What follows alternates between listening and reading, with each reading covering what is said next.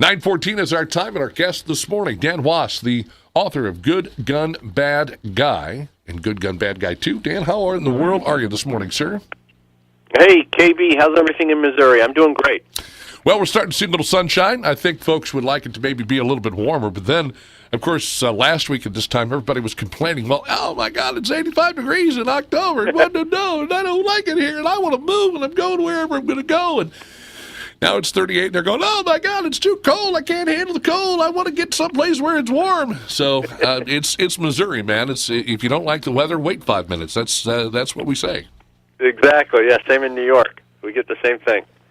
So a lot of things going on these days, and of course we turn to Dan about once a month to kind of help clarify some things and offer us a little insight. And your phone calls are welcome if you'd like to talk with Dan Wos this morning or contribute to the conversation, whatever you want to do at 573-302-7000 or 877-330-1150. You can also email us live at KRMSradio.com, live at KRMSradio.com. So, Dan, one of the things that we're seeing more and more of, and something that is actually starting to get a little scary, is the Democrats are telling people now what you need to do is if you don't like what the Republicans are doing, if you don't like what the Republicans are talking about, if you don't like their policies, if you don't like their politics, if you don't like their agenda, we want you to hunt these people down. We want you to get in their face.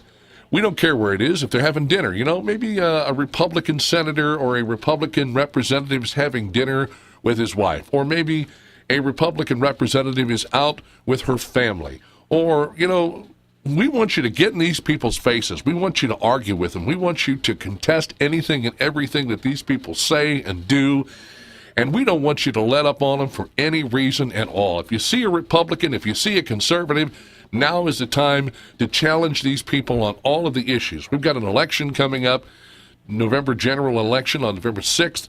We've got a lot on the table, and we want you in these people's faces. And there have been people that have been complying with this request, so much so people are in elevators, people are out at dinner, people are just doing their business, and people are coming up and confronting them, getting in their faces and telling them, hey, you know what, you ought to do this, and what about this, and yada, yada, yada, so on and so forth, to the point where, and this is something that has been discussed on this program, maybe, just maybe, some of these people we're talking about, these people that are being led to slaughter, lambs being led to slaughter by the Democrats, are going to find themselves in a precarious situation if they invade someone's personal space, or if someone feels threatened to the point where, hey, you know what, we're going to do a little something about this, and you better not be putting your hands on me because guess what, I carry. And I'm not afraid to let you know it. I'm not afraid to use the firearm if it comes down to that. So what are your thoughts on all of this? And do you think that something is actually going to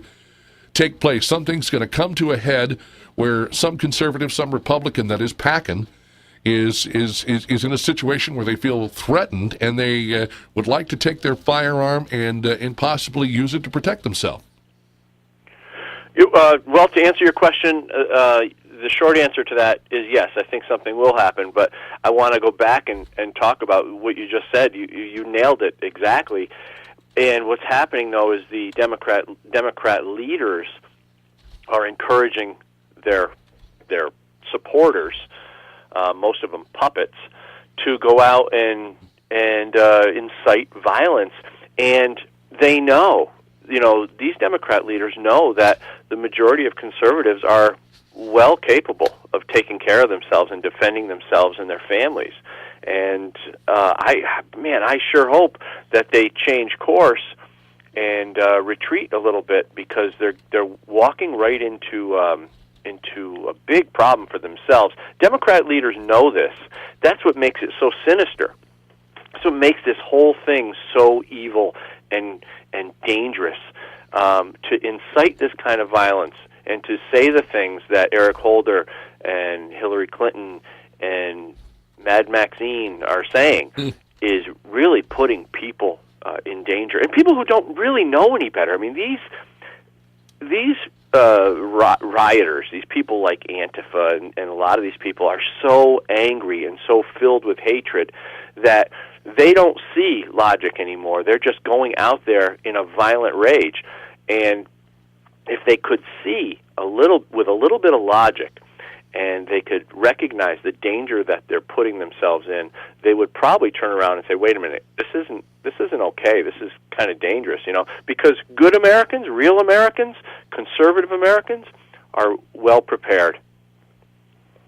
Well, they're well prepared, and I wonder to some degree if that's not the issue, if that's not the problem, if that's not what the Democrats, if that's not what the left is hoping, that there is at some point a confrontation between someone who feels as though it's their God-given right to invade my space and the person whose space they are invading decides that, you know what, you're just a little too close. Maybe you've been asked a couple of times to leave that person alone. Maybe you're at a point where you just say, hey, listen, enough is enough. I don't have to take this. And quite frankly, people don't have to be involved in confrontation if they don't want to be. They can turn around and walk away. But if you've got somebody that is a little persistent and wants to follow somebody around and say, hey, listen, I don't care where you're at, what you're doing, where you're going. I see, sir, you're going into the men's room. I'll follow you in there, says this lady, or what have you, whatever situation. And it's almost to the point where I think that's what Democrats want. That's what liberals want. That's what the left wants, is to see somebody push the limit to the point where somebody who is carrying a firearm would then pull out that firearm and use it to stop that person because they feel as though their space is being invaded. They feel that their life is being threatened, and that they hope that, they're hoping for some sort of escalation, because then they can turn around and they can say, you know what, these people are so full of hate or full of whatever that they're willing to pull a gun out on another human being and use it to stop that person from bothering them. But we don't know all the circumstances. I'm certainly sure that we wouldn't know all the circumstances surrounding the issue, because the mainstream media gets a hold of it and says, well, there was a couple of folks and they were having a discussion, and the person was packing a firearm, and they didn't like that person bothering them, so they pulled out the firearm and they threatened them with it, or they shot them or something. And here we go again with the need for, as we like to say, or as those anti-gunners say, those common sense gun laws, that common sense gun conversation. And this is the catalyst. This is where it starts. And then it's not just, what we're doing with kids in schools. It's what's being done now in public places, where people can't just be allowed to exist. If they know you're a conservative, if they know you're on the right, if they know you're a Republican, well, they want to get up in your face and be all in your business and tell you what they think and how they feel, and you should just stand there and have to take it. Yeah, exactly. And again, you nailed it exactly. And isn't it ironic how the Democrats are inciting this type of violent and anger and rage, and simultaneously trying to disarm their opposition? It's just. I wish people on the left, the people who support this kind of outrage, I wish they could stop for just a minute and put their politics aside and look at what's being done to them, and look at how badly they're being manipulated. And if they could just take politics and take their personal bias out of it for a minute, they would see that the Democrats in Congress are leading these people to a place that's very dangerous for everyone, including them, mostly them. And I just wish that they could see it. And I hope that before any real violence occurs, not that we haven't had any, because we have had real violence. I don't want to like sugarcoat any of the things that have happened, but the ball field in Virginia. Absolutely. But before anything else happens, I wish Democrats who vote Democrat and support these people, I wish they would just stop for a minute and just think about this logically, because they're going to get hurt. Well, they're going to get hurt, and that's the whole plan. I mean, that's the whole point. That's exactly what these folks are hoping for. It is easy to sit down and have a conversation with someone, Dan. You know that as well as I do. And in a lot of cases, maybe the one person's point doesn't necessarily go along with the other person's point, or we can agree to disagree, or whatever you want to say. But when it comes down to the way that folks are, you talk about somebody like Maxine Waters, who has consistently gone around trying to incite people to be involved in a confrontation, to incite a riot, to incite violence. Yeah. When you talk about, like, Eric Holder saying when Republicans go low, and he said, we kick them. Yeah. And I mean, this is a guy that was at one time the head of the Department of Justice. He was the Attorney General of the United States of America. You have people condoning this sort of language, this sort of behavior.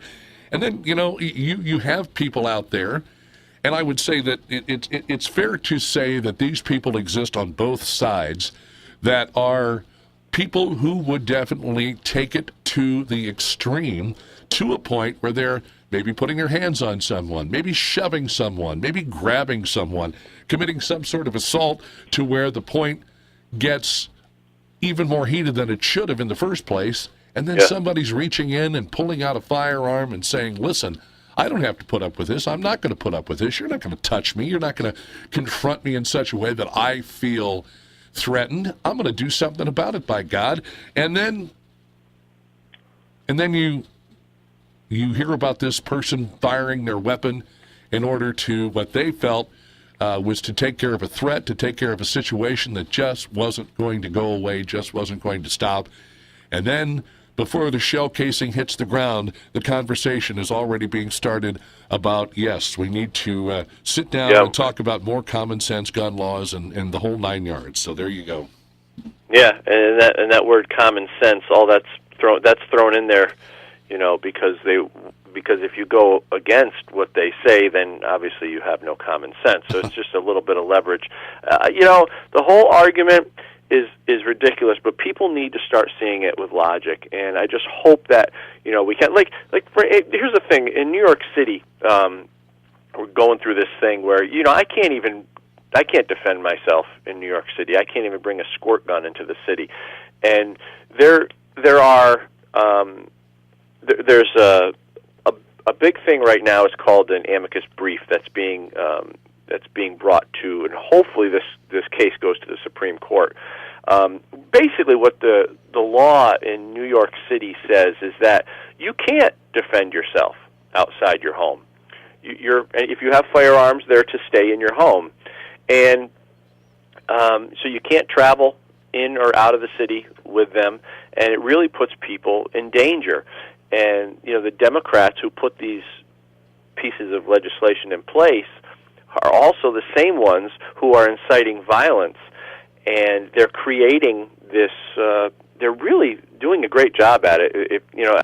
Who would have thought that you could systematically pin people against each other, disarm a certain part of the population in certain geographical areas, and create this kind of I don't even know what you want to call it. This kind of anger, rage, and violence.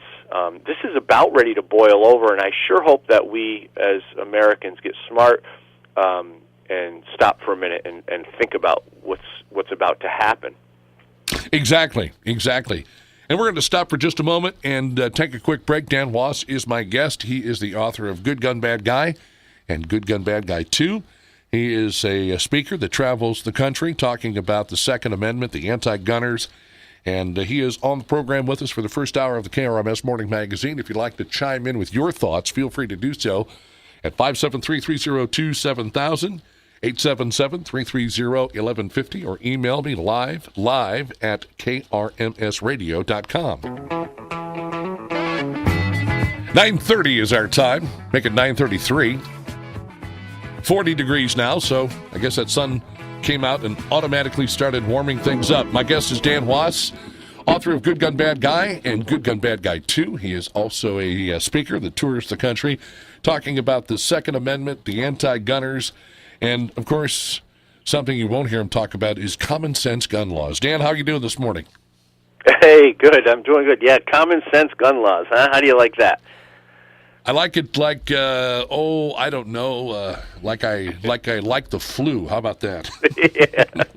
Yes, exactly. There's no such thing as common sense gun restrictions. Any gun restrictions put good people in danger, and there's nothing common sense about that.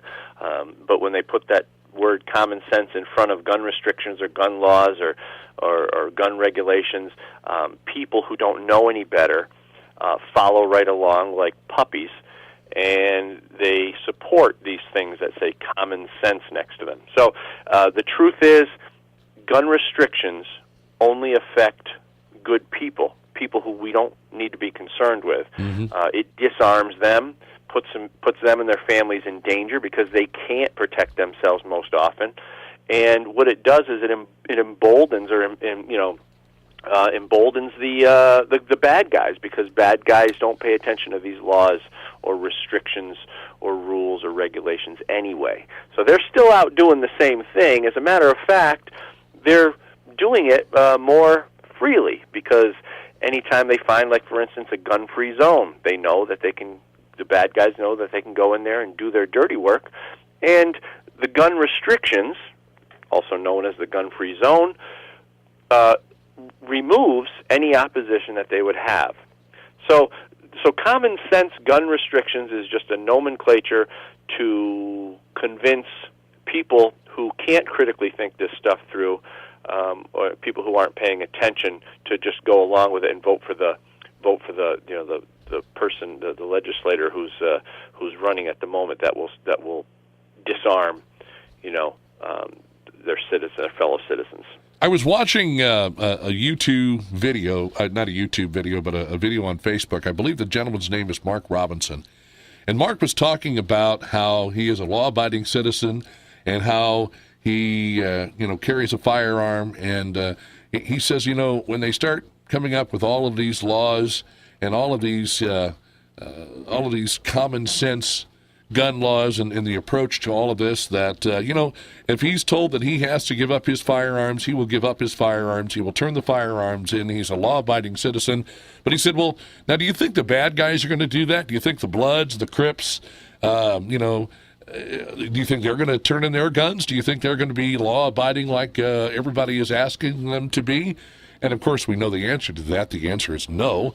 And so why should we even be having these conversations about common sense gun laws with law-abiding citizens that just want to protect themselves and their families and their property? They have no thought process whatsoever when it comes to going out and harming innocent people, but they want to be prepared if someone steps up on them, or possibly somebody else, that they're there to defend these people in the event that somebody shows up with a gun. Again, just so you know, this weekend, 27 people shot, 2 killed in Chicago over the weekend, by the way.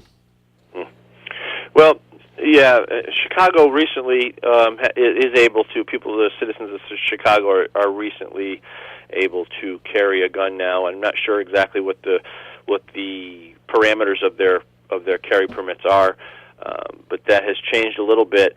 And let me address what you're talking about. The Democrat leaders know that when they disarm people, they're putting the good people in jeopardy and emboldening the bad guys. But what happens here is the Democrat voters have been so convinced that you, KB, are the bad guy. You, the NRA member, the Gun Owners of America member, the Second Amendment Foundation member, the law-abiding citizens, you are now being taught to believe, the people are being taught to believe that you are the danger to society. And the criminals, the bad guys, the terrorists, the gang members, the violent people in the society, they are now being positioned as victims of society. So what happens is, people who vote for these so-called common sense gun restrictions are people who have developed such a fear of guns and such an anger and hatred toward gun owners, NRA members, people like that. And they've also been taught to have a compassion for criminals. So they don't see the criminals as the danger that they truly are. Yet they see the law-abiding gun owners as more of a danger than they really are. Did that make sense? Yes, it does. Yeah, it certainly does. And really, that's the whole point in all of this. You know, anybody who has any association with a firearm is a bad person, is a person who looks for trouble, is a person who goes around and almost invites trouble to find them, to come to them, to have an opportunity to pull out their firearm, to discharge that firearm, and to kill innocent people, because that's really what it's all about. Anybody who owns a firearm is the person that you don't want to be around, because who knows, maybe they could snap at one point and they've got a firearm, so they're going to go on a shooting spree, a killing spree. They're going to try to take out innocent people for no reason. You know, the guy that I was talking about, Mark Robinson, was also saying, you know, that this is how it works. You know, you take away the guns from the law-abiding citizens, while the criminals continue to have their guns, and they have no intention of turning those guns in or turning them over or not carrying them. Of course, they're going to be wanting to have a firearm because they want to be able to put innocent people in a position where their lives are in jeopardy. If they don't do what the criminal wants, then the criminal gets the firearm and shoots them, and you know, maybe even if the person complies with what the criminal wants, maybe the person gives them their wallet, but the criminal still shoots them because the criminal doesn't want them going to the police and then identifying that person. But another thing is law enforcement is in such a precarious situation in this day and age, and almost over a barrel to some degree, Dan, because when we look at law enforcement, when we hear about the situations that these folks are in, and in the way that they're being demeaned and belittled and made to look like criminals themselves, even though they're out there protecting us. I mean, certainly, as is the case in any position, any job, you're going to have people where you've got the good eggs, you've got the bad eggs. But in most cases, when it comes to law enforcement, they're highly trained men and women that know what they're doing, and they do what they do for a reason. And in most cases, it's to protect us, protect themselves. But you know, the criminals now are the ones becoming the victims, and law enforcement, well, they're the ones that are out to hurt everybody and do them harm. Yeah, I have a lot of friends who who do work in law enforcement, and you know, these guys really just want to do their job. They want to do what's right. They want to help people, and they want to, you know, they just want to, you know, be the good guys, and they're being so demonized by this it's mostly by people on the left who really just want to, you know, make it so difficult for the good guys to you know, live their lives, and they want to make it easy for the bad guys to come in and create chaos. So this is why you get all the cop hating nonsense. And I know these guys personally. I talk to these guys every day. They're good people, and you know, my cop friends, they can't understand why they're being so demonized for trying to do the right thing. Right. Let's take a phone call before we have to take another break, Dan. Sure. And caller, we appreciate you listening. You're on KRMS. Good morning. Yeah, good morning, man. Good show today. It's funny that these people, they talk about that vote all these laws in and think we need all these gun controls and stuff, are the very ones that probably live in gated communities, private communities with security guards with weapons, and when they travel and go back and forth, they have security guards with weapons, arm, and things. And you know, people are ignorant out here. I didn't say they're stupid. They're ignorant of the facts, and they don't want to know what they are. And we've got to, you know, they're calling them the mob out here. They won't shut up long enough to listen and find out the facts because they don't want them. But anyway, thanks, guys. Thank you for your phone call. And with that, Dan, we will take a quick break and come back and talk some more. If you've got a question or comment for Dan Wos, feel free to give us a call, 573-302-7000, 877-330-1150, live at KRMSradio.com.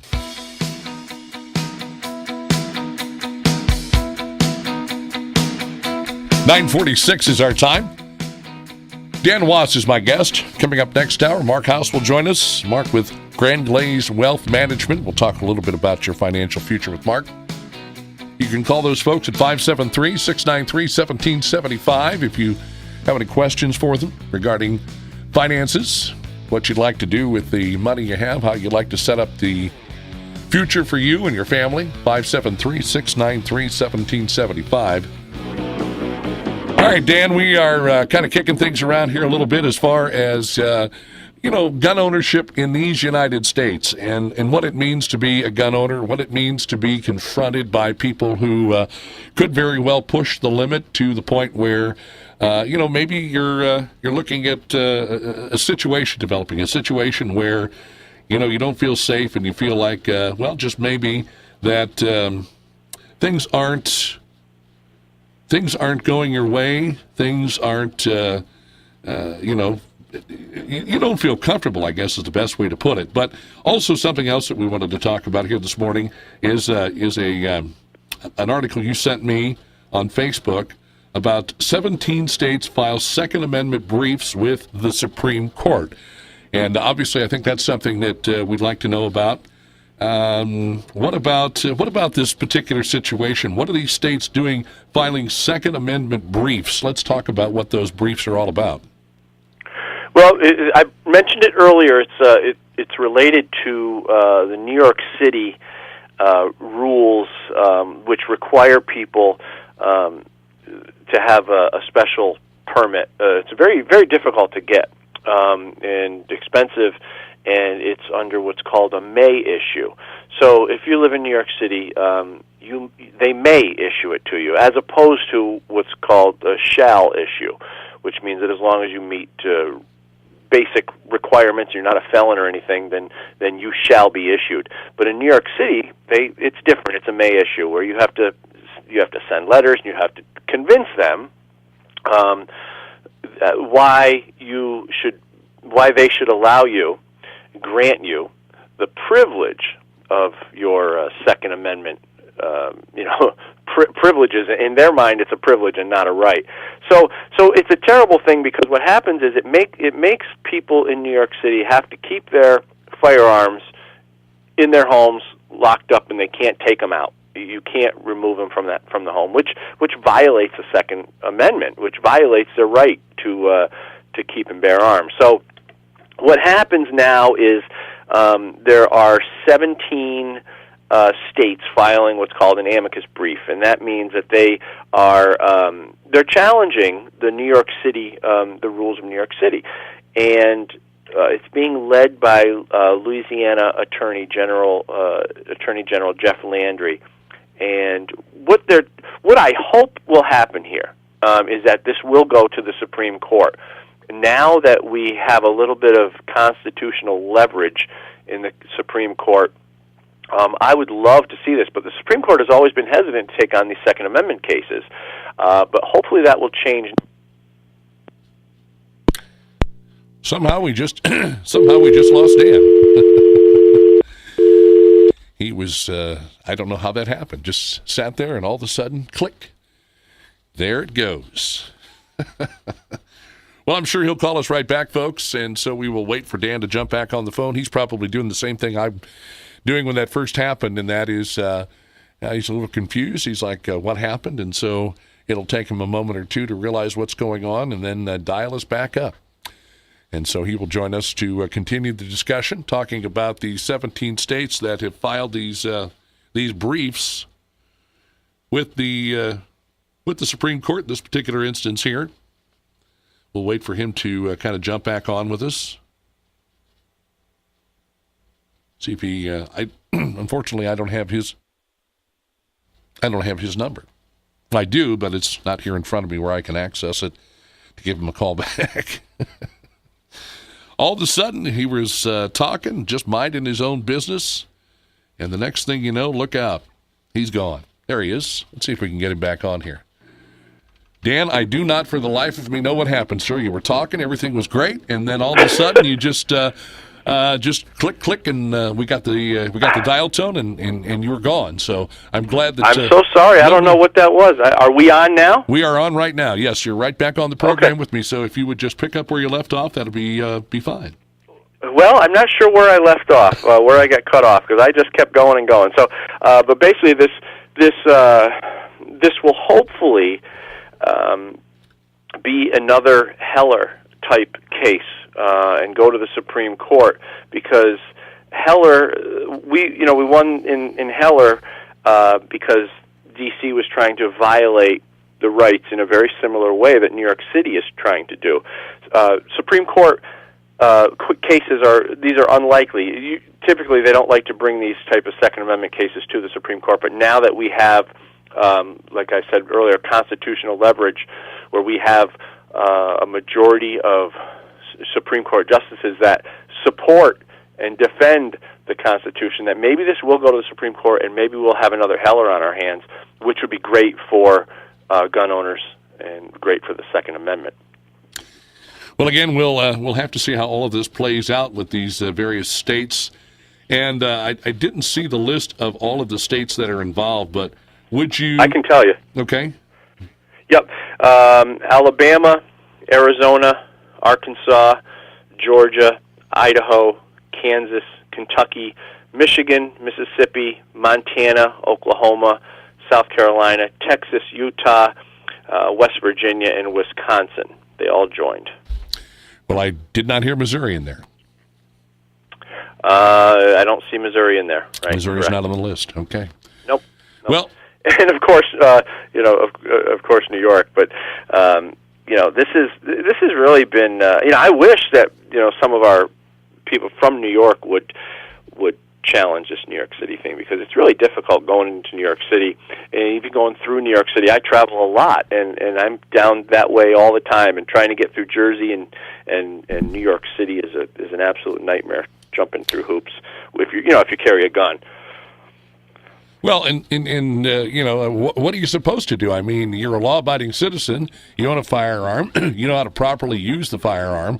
And so you should be allowed to have it on your person and keep it with you. And it shouldn't be a situation where, okay, well, I'm going here, so now I know that I can't have a firearm or what have you. But we've got another caller on the line, so let's go to the phones. Caller, thanks for joining us here on KRMS. Good morning. Good morning, KB. Good morning, sir. When I was on the St. Louis Police Department, they sent 5 of us up to New York for that gorgeous Spanish pavilion that Spain gave Cervantes after the World's Fair. Right. And when we arrived in New York, the police was waiting for us to take our pistols away. And we had to check them in at the district closest to the excuse me, right, hotel we're staying in. And we had to go. We were in uniform at that time, and going from the hotel all the way over to the World's Fair in uniform with an empty holster, the guys started to refuse to do. Because if somebody came up to you and needed help and saw you were a cop, I mean, what are you going to do? So finally, they took it before a board, and they had to get it approved by a board. Mm-hmm. They had a real tough law. I forgot what it was on gun laws, but it didn't stop the crime and the murders or anything going on. Good show, guys. Very good. Thanks for the phone call. That's exactly who you want to disarm, are the police officers. I mean, can you imagine walking down the street wearing your uniform and your holster is empty? You have no firearm, and so that's almost an invitation to some degree, Dan, to try to take advantage of this particular person and see what you can get away with. Yeah, exactly. Now, I'm curious. Was he referring to? I'm assuming he's referring to the '60s. They were doing this in the '60s in New York during the World's Fair. Yeah. Mm-hmm. Yeah. So not a lot has changed in New York City, and that's a lot of years since then. So yeah. So hopefully, this would be a fantastic thing. I tell you, when I read this, the idea that these 17 states are getting together and filing against this New York City. It's called Title 38, Chapter 5, Section 23 of the Rules of the City of New York, which prohibits licensed firearm residents from removing their firearm from their home. Wow. So to think that 17 states are coming together to fight against this it's a good thing, and I sure hope we can change things in New York City. Dan Wos, my guest here as part of this first hour of the KRMS Morning Magazine. Dan, we are up against the clock, sir, but always a pleasure. Look forward to having you back in the month of November. We'll talk some more. And if folks want to get a hold of you, if they'd like to check out your books, if they'd like to talk with you personally, if they've got any questions or comments for you, how can they do that?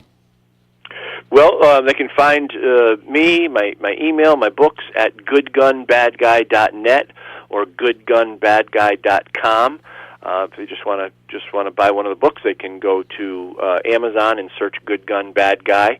And I'm also on Facebook and Twitter. And I love hearing from people who want to talk about this stuff. I'm always happy to discuss these topics. Well, we're certainly glad to have the opportunity to speak with you as always today, and looking forward to getting back together in the month of November in the future, and we'll talk some more. And in the meantime, sir, be safe, and thank you for your time. Thanks, pal. You too. We'll talk soon. All right, very good. Hey, listen, folks, that's going to do it for this hour. It'll take you up to the top of the hour with the CBS Local News and hour number 2 of the Morning Magazine on the way. If you want more interviews by me, click one of the videos on the right. And remember, your Second Amendment, it's not a privilege, it's your right.